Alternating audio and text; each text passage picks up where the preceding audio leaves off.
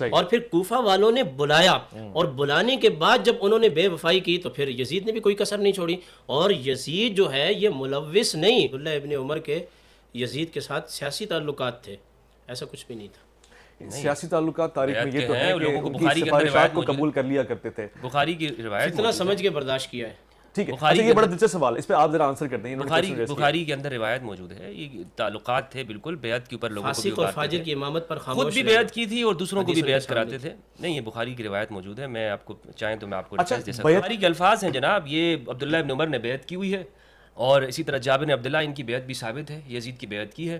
عبداللہ ابن عباس کا میرے اس میں نہیں ہے کہ انہوں نے کوئی بیعت کی ہو. اب یہ بات تو ہے کہ شر اور خیر یہ دونوں ساتھ ساتھ رہیں گے، تو ظاہر سی بات ہے کہ اگر یزید یہاں آ کر نہ بیٹھتا تو امام علی مقام کا جو مقام اور مرتبہ ہے اور قربانی ہے اس کا بھی ہمیں پتہ نہیں چلتا. یعنی ایسے شخص کو بٹھایا جائے تبھی ہمیں مقام اور مرتبہ پتہ لگے گا. مقام اور مرتبہ پتہ لگے گا. یہ اہل سنت کے نزدیک خیر اور شر کا خالق اللہ ہے، قاسم بندہ ہے. دیکھیں میں ظاہر ہے جس منصب پہ یزید نامی شخص بیٹھا ہے، سے پہلے ممبر رسول تھا صلی اللہ علیہ وسلم، پھر یہ اصحاب یمین سے سیدھا اصحاب کمین تک کا سفر کیسے ہو گیا؟ یعنی اس جانب سے اس جانب تک کا بڑا 360 کا فرق ہے.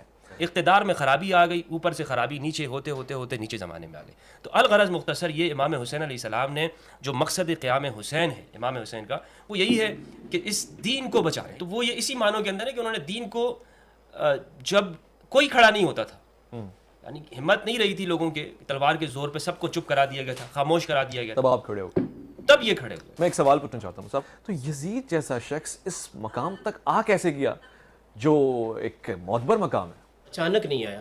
اس کے بعد جناب امیر معاویہ رضی اللہ تعالیٰ عنہ کی حکومت رہی، اور پھر ان کی حکومت کے اختتام کے بعد جو ہے وہ یزید آیا. اور امیر معاویہ رضی اللہ تعالیٰ عنہ بھی ولی عہد بنانے سے پہلے امام جلال الدین سیوطی نے لکھا ہے، اللہ سے دعا کی تھی کہ اگر یہ حق پہ رہے اور دین پہ رہے تو اسے طول دے دینا، اور اگر یہ حق اور دین پہ نہ رہے تو اس کو ذلیل کر دینا. تو وہ ذلیل بھی اسی طریقے کا ہوا.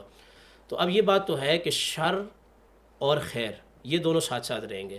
تو ظاہر سی بات ہے کہ اگر یزید یہاں آ کر نہ بیٹھتا تو امام علی مقام کا جو مقام اور مرتبہ ہے اور قربانی ہے اس کا بھی ہمیں پتہ نہیں چلتا. یعنی ایسے شخص کو بٹھایا جائے تبھی ہمیں مقام اور مرتبہ پتہ لگے گا. مقام اور مرتبہ پتہ لگے گا، یہ پکی بات ہے کہ جب مخالفت ہوتی ہے تو پھر اس کے جان نثار پیدا ہوتے ہیں.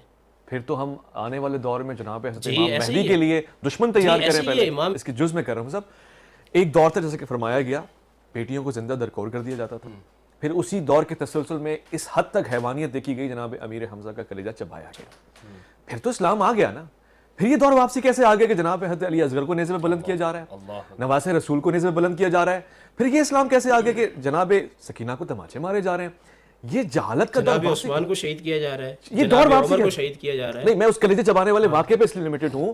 چلیں شہادت تو مسلمان کا ورثہ رہی، 20 میں رکھیں گے آپ. میں اس جنگلی پن اور حیوانیت کی بات کر رہا ہوں. دیکھیں حضرت عمر کو بھی شہید کیا گیا، میں اس قابل میں نہیں جا رہا، مگر یہ حیوانیت جو کربلا میں دیکھی گئی یہ تو ہمیں جنگ غزوہ احد میں دیکھی گئی تھی. اس سے پہلے عربوں میں یہ رواج تھا کہ قائم کیسے، یہ ٹوٹی کیسے نہیں؟ دیکھیں یہ اچانک سے نہیں ہو گیا، اور مولانا نے جو اس کی جو تشریح کی ہے کہ بس قدرت اس طرح سے کرتی ہے. دیکھیں قدرت شر کو پیدا نہیں کرتی ہے.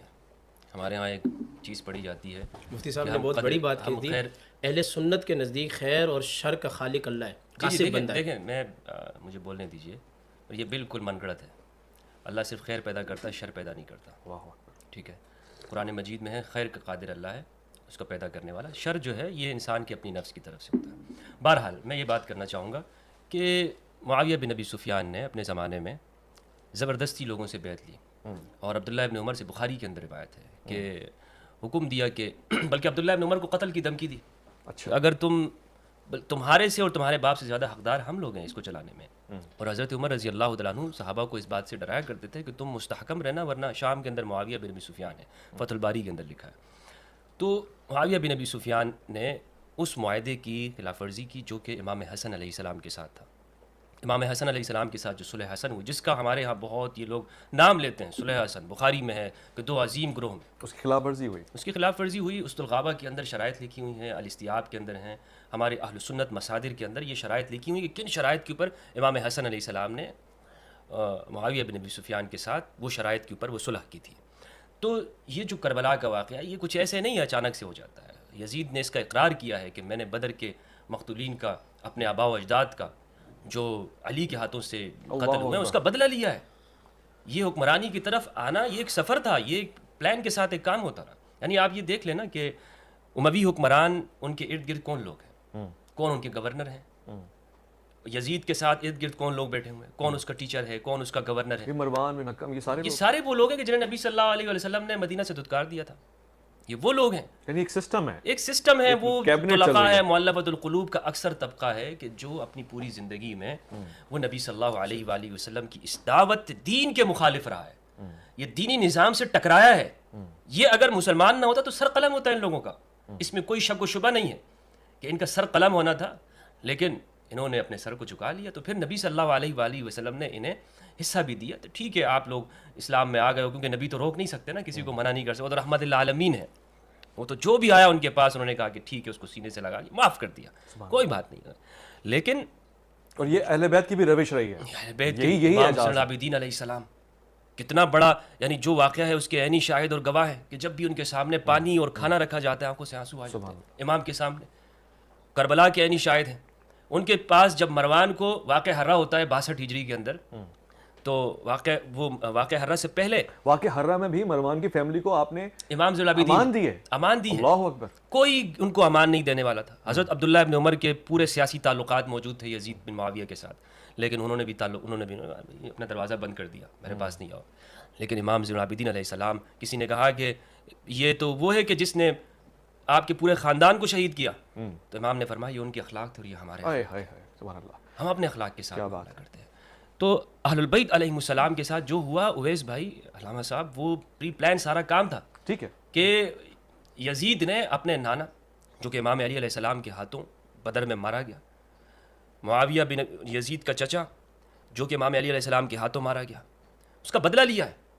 اور اشعار بھی ہیں اس کے اندر. امت خاموش بیٹھی ہوئی دیکھ رہی تھی کہ بدلہ لیا جا رہا ہے, جبکہ یہ تو اصحاب رسول اکیلے تو حضرت علی نہیں تھے نا, غزوہ بدر میں 313 تھے, جناب حضرت عمر ہیں اور دیگر اصحاب ہیں, تو وہ سب دیکھ رہے ہیں اور ایک طرف بدلہ لیا جا رہا ہے. میں مطلب آپ سے سوال پوچھنا چاہتا ہوں, الذی بعث فی الامین رسول منھم یتلو علیہم آیاتہ ویزکیہم ویعلمہم الکتاب والحکمہ. رسول آئے, بعثت کا مقصد تزکیہ نفس تھا, وہ انجام دیا نا. ہم کہتے ہیں کیسے دشمن لوگ تھے جو دوست ہو گئے, ہم تعریفیں پڑھتے ہیں, ہم قصیدے گاتے ہیں کہ جی سارے دلوں کو صاف کر دیا آپ نے. پھر یہ دوبارہ سن 61 ہجری میں دل میلے, اتنے میلے کیسے ہو گئے کہ اہل رسول کو ہی نیزے پہ بلند کر رہے ہیں, کلیجے چبا رہے ہیں, زخمی کر رہے ہیں, ٹکڑے ٹکڑے کر رہے ہیں, یہ کیسے ہو گیا؟ جی یہ آپ نے صحیح بات کہی ہے, لیکن قرآن کریم کہتا ہے کہ ان علینا للہدیٰ, ہدایت جو ہے وہ اللہ تعالیٰ کے ذمے ہے. چونکہ امام علی مقام کی جو شہادت ہے وہ اتنی دردناک ہے کہ ہماری توجہ اس سے کہیں اور جاتی نہیں ہے, وگرنہ میرے آقا کریم علیہ السلام کے ساتھ بھی یہی کیا گیا. ایسی بات نہیں ہے کہ آپ علیہ السلام نے اللہ کا پتہ بتایا ہو اور سب نے مان لیا ہو. اس وقت جو ابو جہل تھا اتنا بڑا دشمن, اور ہجرت پر مجبور کیا, اور سرکار دو عالم صلی اللہ علیہ وسلم پر نہ جانے کیا کیا ظلم کیے. اور ایک مرتبہ عائشہ رضی اللہ تعالیٰ عنہ نے پوچھا تھا, یا رسول اللہ آپ کو زیادہ تکلیف کب ہوئی ہے؟ تو فرمایا کہ جب طائف کا سفر میں نے کیا تبلیغ کا اور واپس آیا, اور تیری قوم کے ایک بندے نے جو الفاظ کہے تھے وہ آج تک کلیجہ رسول سے مٹے نہیں ہیں. یہ سلسلہ امام علی مقام کے دور کا نہیں ہے, یہ پہلے کا دور کا ہے. اور پھر یہ جو مقربین کی جماعت ہوتی ہے نا, ان میں ہم پڑھتے ہیں حضرت یحییٰ علیہ السلام بھی ہیں جو درخت کے اندر گئے تھے اور ان کے گردن پر آرا چلایا گیا تھا. کئی انبیاء علیہ السلام کو کس طرح سے شہید کیا گیا تھا. مگر یہ جو آپ کا سوال ہے نا کہ اصحاب رسول اس وقت تھے تو ایسا کیوں نہیں ہوا, یہ بالکل آپ کا سوال بجا ہے. یہ سوال اٹھتا ہے کہ حضرت عثمان 40 دن تک معصور رہے, لیکن مدینہ کے اندر ہونا چاہیے تھا نا. نہیں ہوا, حضرت علی نے اپنے فرزندان کو کھڑا کیا. نہیں, یہاں تو کوئی بھیج نہیں رہا اپنے بچے کربلا کی تائید. اگر یہاں بھیجنے کی آپ بات کر رہے ہیں تو مکہ المکرمہ سے امام علی مقام جب جا رہے تھے تو عبداللہ ابن عمر رضی اللہ تعالیٰ عنہ ہاتھ جوڑ کے عرض کر رہے تھے, اور عبداللہ ابن عباس بھی ہاتھ جوڑ کے عرض کر رہے تھے. امام علی مقام کے سامنے وہ جو خطوط تھے نا کوفہ والوں کے کہ یہ دین مٹ گیا, یہ ہو گیا, ہائے برباد ہو گئے, تباہ ہو گئے, امام علی مقام نے یہ سوچا کہ اگر آج میں کوفہ نہیں جاتا ہوں اور دین کے اندر کوئی مسئلہ ہوتا ہے تو کل قیامت کے دن میں اپنے نانا جی کو اور اللہ کو کیا جواب دوں گا. تو اتمام حجت کے لیے جو ہے وہ آپ وہاں تشریف لے گئے. اس طرح بچوں کی حکومتیں آئیں گی, لڑکوں کی حکومتیں آئیں گی, اور بخاری شریف میں تو یہ بھی ہے کہ میری امت میں فتنے آئیں گے, ان کے اندر ایک بند بابا باندھا ہوا ہے.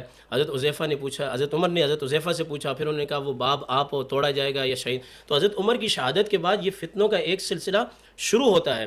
اور پھر کوفہ والوں نے بلایا, اور بلانے کے بعد جب انہوں نے بے وفائی کی تو پھر یزید نے بھی کوئی کسر نہیں چھوڑی.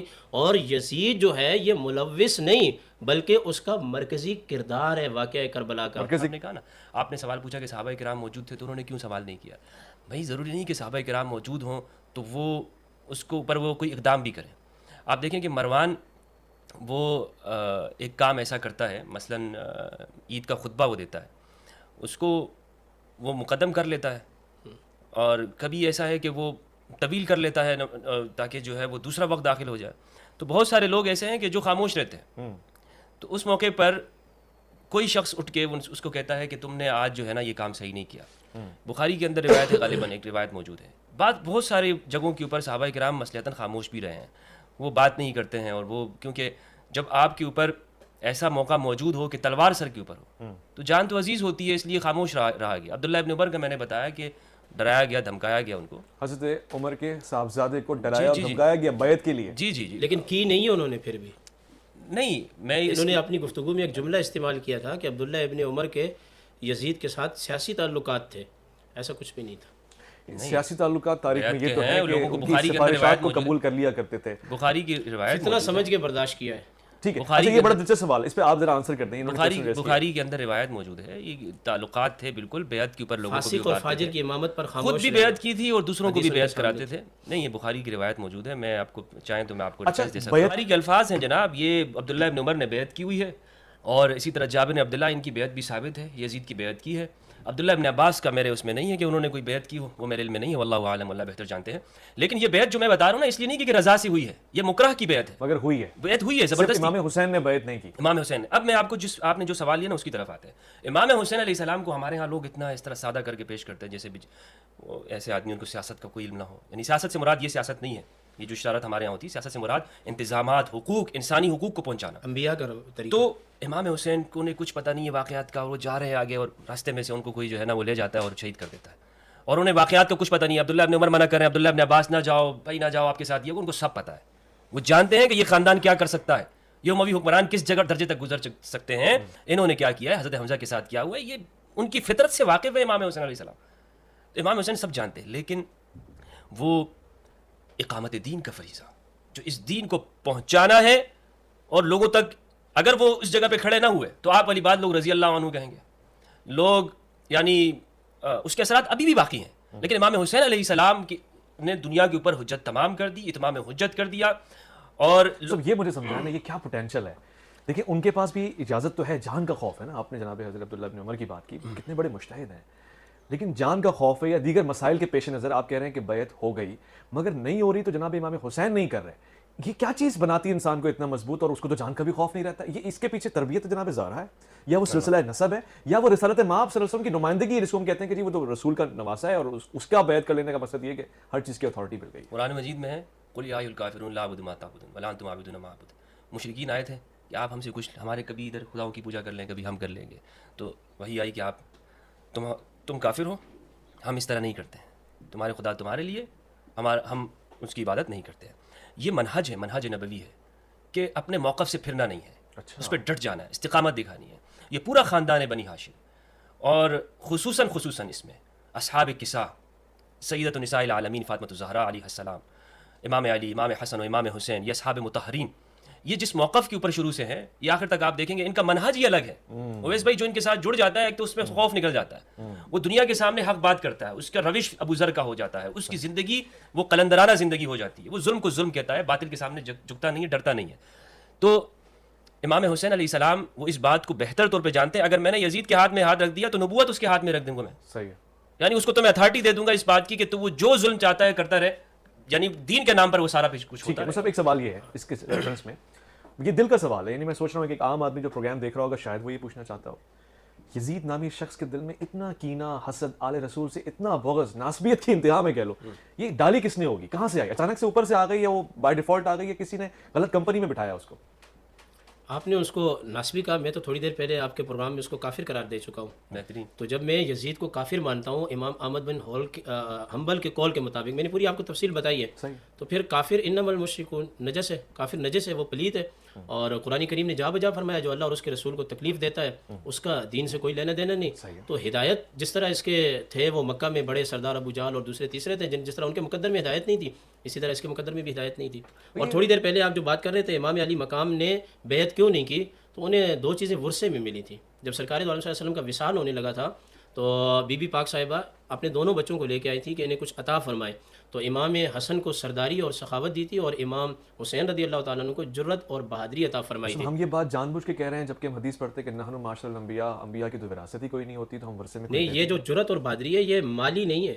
اچھا یہ مالی اور روحانی الگ الگ نام. جی جی آپ جو بات کر رہے تھے کہ یعنی کہ میں آپ کو یہ کہہ رہا ہوں کہ یزید کے ہاتھ میں ہاتھ جو نہیں دیا نا اصل میں وہ جرت نبوی ہے جو نبی کریم علیہ السلام نے منتقل فرما دی. اور اگلی جو بات ہے کہ آپ کی قربانی جو ہوئی تو بعض مفسرین کرام نے یہ بھی لکھا ہے کہ میں 2 ذبیحتین کا بیٹا ہوں, جناب عبداللہ اور حضرت اسماعیل ذبیح اللہ. تو بعض مفسرین کرام نے اور ہمارے مشائخ نے یہ بات بھی کہی ہے کہ امام حسین رضی اللہ تعالیٰ عنہ کی قربانی کو جو قبول کیا گیا ہے اصل میں یہ ان دونوں کا جو ہے وہ بدل ہے. باقی اللہ کیا جانتا ہے, مفتی احمد یار خان نعیمی اور دیگر علماء نے تو اسی طرح لکھا ہے. لیکن بات یہ ہے کہ یزید کو آپ ناسبی بھی نہیں کہہ سکتے میرے موقف کے مطابق, اور مسلمان اور مومن بھی نہیں کہہ سکتے.